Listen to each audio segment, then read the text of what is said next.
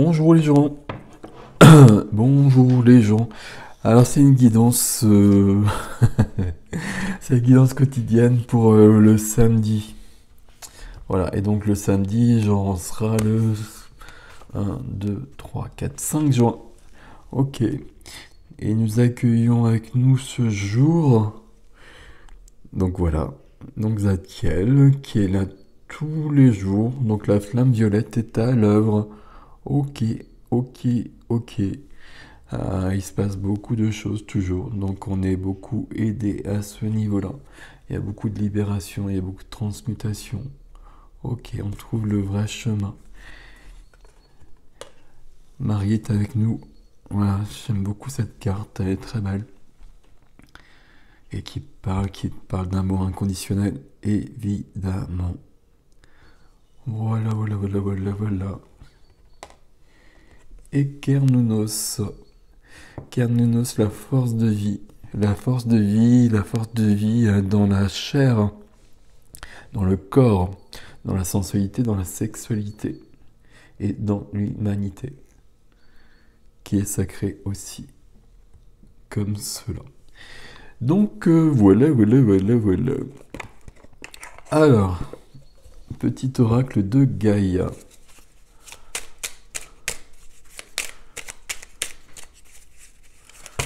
Alors là, il y en a un peu trop. Aussi. Celui-là. Apprends des défis. Prends de la distance et utilise chaque situation difficile. Je vais le refaire. Prends de la distance et utilise chaque situation difficile pour mieux te connaître et te diriger sur ton chemin de vie. C'est notre pouvoir de co-création et de voir que chaque chose qui nous est envoyée est toujours un cadeau pour devenir vraiment soi-même et pour être mieux. Même si sur l'instant, ça peut être du costaud parfois. Mais ça nous emmène plus loin. Et ça nous emmène plus loin vers plus de bonheur et vers un bonheur plus vrai. Ok. Alors, ici, je le pose. Et un tarot, je prends ici, tiens. En voilà un. Hop.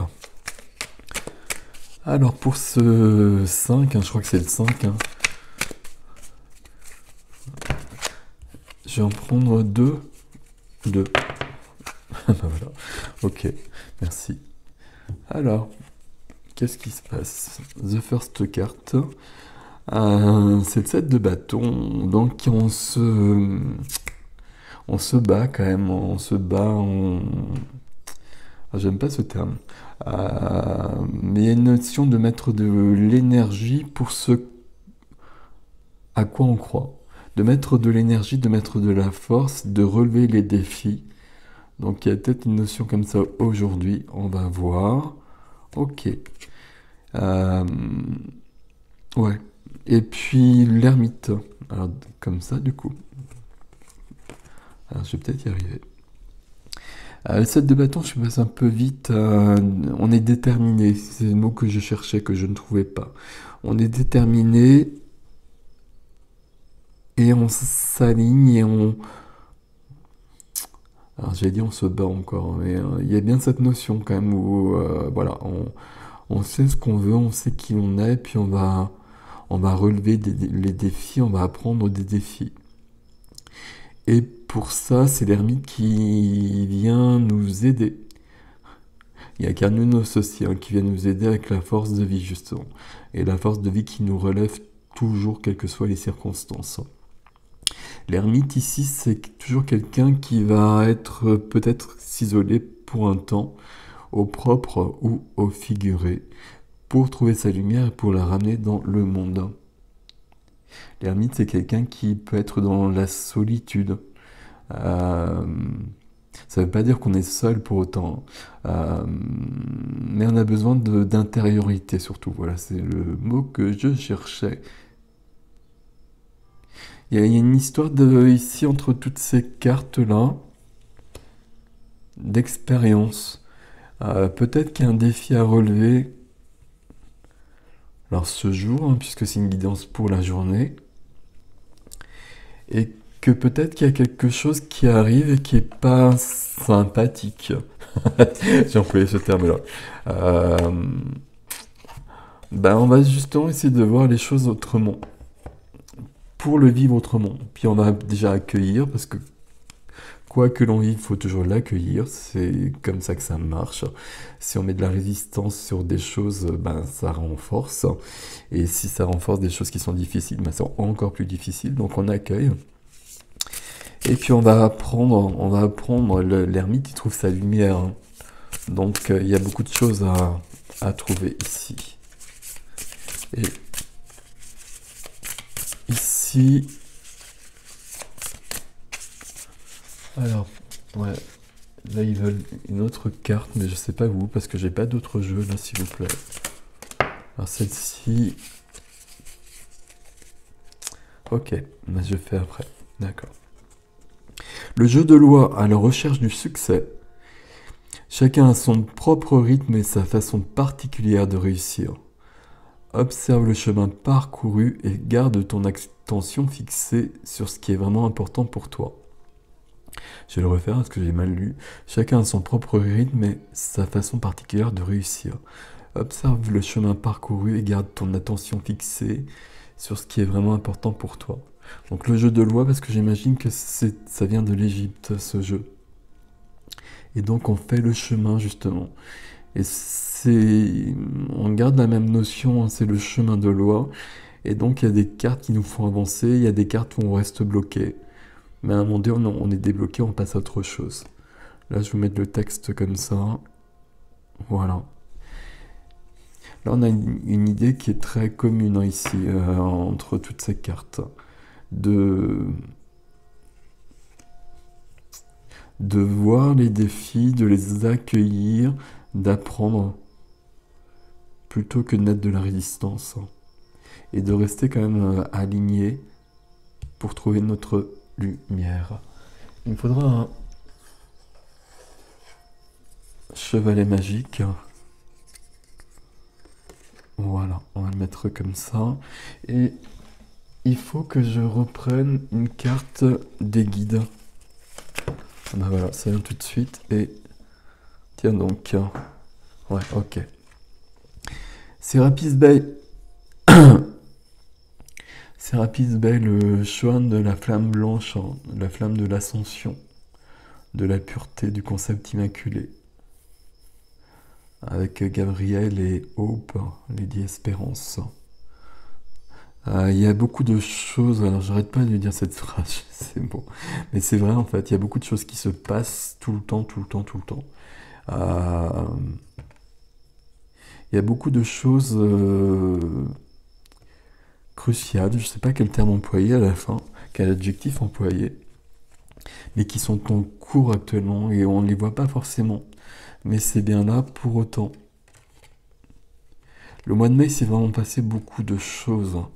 On va récolter le tirage que j'ai fait pour la nouvelle lune du 10 juin avec l'éclipse solaire montre que ce sera du costaud aussi. Là, on n'a pas vécu grand-chose dans la matière pour l'instant par rapport à ce qu'on doit vivre, très clairement. Donc il faut se préparer à ça aussi. Et il faut relever le défi. On va y arriver, tout va bien. Ok. Alors, pardon pour le bruit, pardon pour le deuxième bruit. Donc un petit texte ici, ben le voilà. Alors, j'ai perdu la page. La joie et la peine. Une femme dit alors, parle-nous de la joie et de la peine. Il répondit, votre joie et votre peine sans masque. Et le puits d'où s'élèvent vos rires a souvent été rempli de vos larmes. Et comment pourrait-il en être autrement? Plus votre peine entaille profondément votre être, plus vous pouvez contenir de joie. La coupe qui vous contient... Non, pardon, la coupe qui contient votre vin, n'est-elle pas celle que le potier a cuite dans son four? Et le luth qui apaise votre esprit, n'est-il pas fait d'un bois taillé par des couteaux? Quand vous êtes joyeux, sondez les profondeurs de votre cœur et vous découvrirez ce qui vous a donné de la peine, vous donne à présent de la joie. Quand vous êtes triste, sondez de nouveau votre cœur et vous vous apercevrez qu'en vérité vous pleurez sur ce qui vous a réjoui. Certains d'entre vous disent « La joie l'emporte sur la peine » et d'autres répondent « Non, la peine l'emporte sur la joie ». Moi j'affirme qu'elles sont inséparables. Elles arrivent ensemble et si l'une d'entre elles est assise à votre table, rappelez-vous que l'autre dort dans votre lit. En vérité, vous êtes comme une balance, suspendue entre la joie et la peine. Vous ne maintenez votre équilibre et votre immobilité que lorsque vous êtes vide. Quand le gardien du trésor vous soulève pour peser son or et son argent, votre joie ou votre peine doit alors monter ou descendre. Voilà.